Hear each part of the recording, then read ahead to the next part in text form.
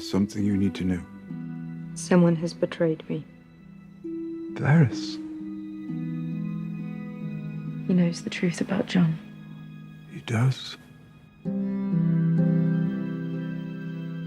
Dany's an incredibly strong person. She's also someone who has had really close friendships and close advisors for her entire run of the show. You look at those people who have been closest to her for such a long time, and almost all of them have either turned on her or died, and she's very much alone. And that's a dangerous thing for someone who's got so much power, to feel that isolated. So at the very time when she needs guidance and those kind of close friendships and advice the most, everyone's gone.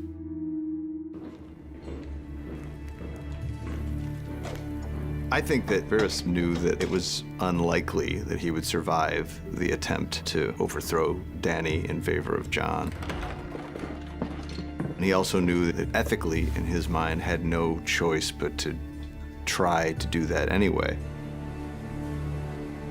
It was me. Goodbye, old friend.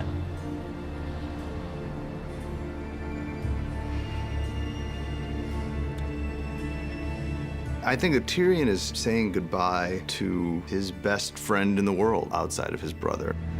Dracarys.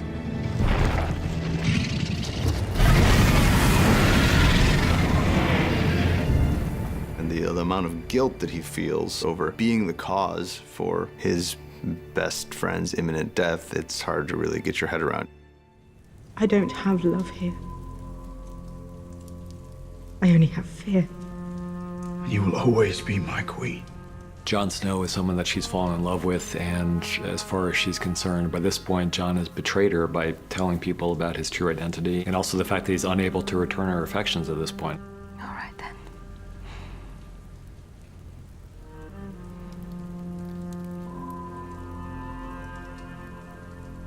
Let it be fear. I think that when she says, let it be fear, she's resigning herself to the fact that she may have to get things done in a way that isn't pleasant, and she may have to get things done in a way that is horrible to lots of people. Mercy is our strength. Our mercy towards future generations. He will never again be held hostage by a tyrant. She chose violence. A Targaryen choosing violence is a pretty terrifying thing.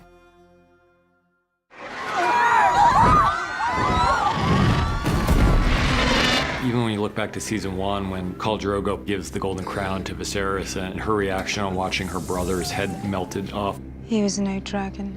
And he was a terrible brother, you know, so I don't think anyone out there was crying when Viserys died, but there is something kind of chilling about the way that Dany has responded to the death of her enemies. And if circumstances had been different, I don't think the side of Dany ever would have come out. If Cersei hadn't betrayed her, if Cersei hadn't executed Missandei, if Jon hadn't told her the truth, like if all these things had happened in any different way, then I don't think we'd be seeing this side of Daenerys Targaryen. I don't think she decided ahead of time that she was going to do what she did.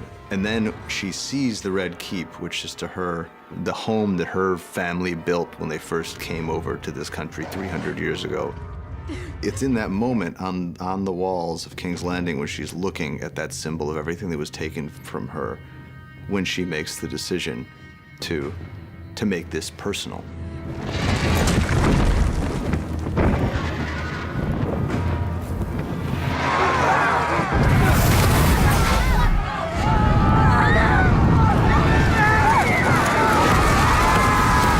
We wanted her to be just death from above, as seen from the perspective of the people who are on the business end of that dragon. In most large stories like this, it seems like there's a tendency to focus on the heroic figures and not pay much attention to the people who may be suffering from the repercussions of the decisions made by those heroic people. And we really wanted to keep our perspective and our sympathies on the ground at this moment, because those are the people who are really paying the price for the decisions that she's making.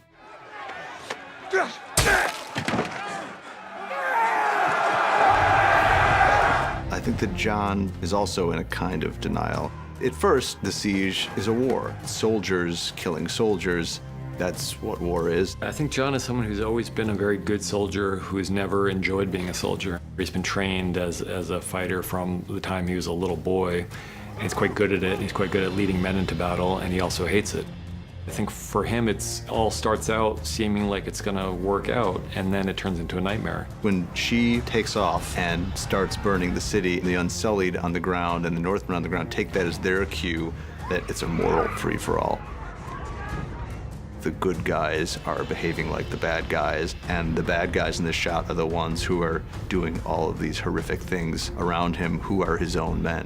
The moral lines that he's drawn for himself in his own life, you can't be maintained for everyone in all situations.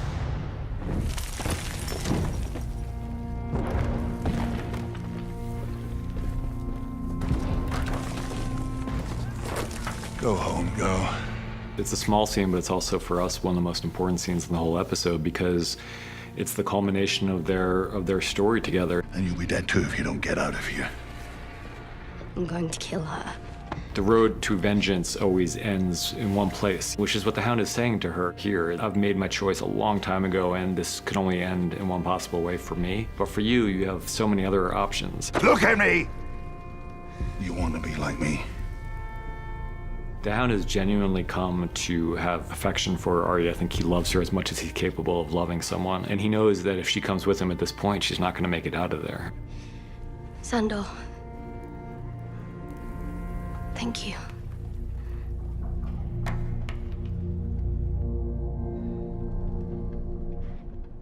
Hello, big brother.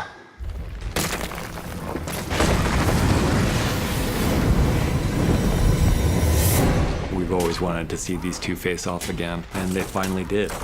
It struck us that it would be kind of apocalyptically beautiful to see them fighting on this stairway to nowhere, with the sky in the background and the dragon flying by and the flames everywhere. We knew that these two were going to die together at each other's hands, and we knew that the Hound's death had to be a death by fire. So the one thing stronger in the Hound than his fear of fire is his hatred of the person who put that fear there in the first place.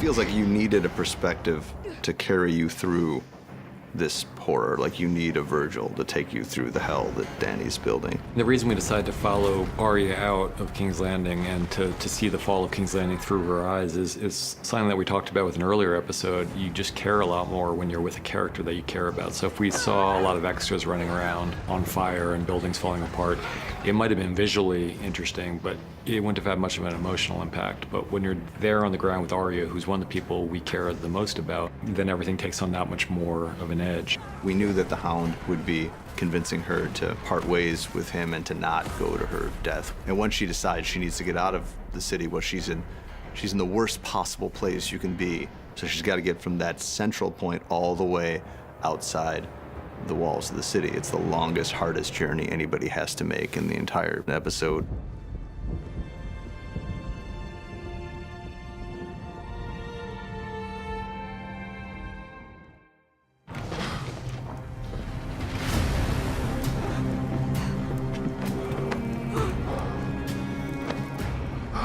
You know, there's a scene several years ago where Jaime and Bronn are talking about how they want to go, and Jaime's talking about dying in the arms of the woman he loves. And this is it.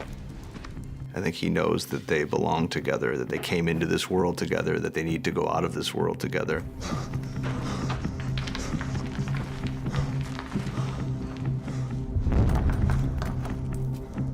Once he goes through the various exits and they're all clogged up with rubble and there's no way out, and he knows there's no way out, he's just trying to calm down the woman he loves because he knows this is it. Look at me! Just look at me. Nothing else matters. Nothing else matters. Only us. I think Jaime, by the end of episode 5, has come to terms with who he really is. And he may not be happy with who he really is, but he knows he's not. He knows what matters to him, and Cersei is what matters to him.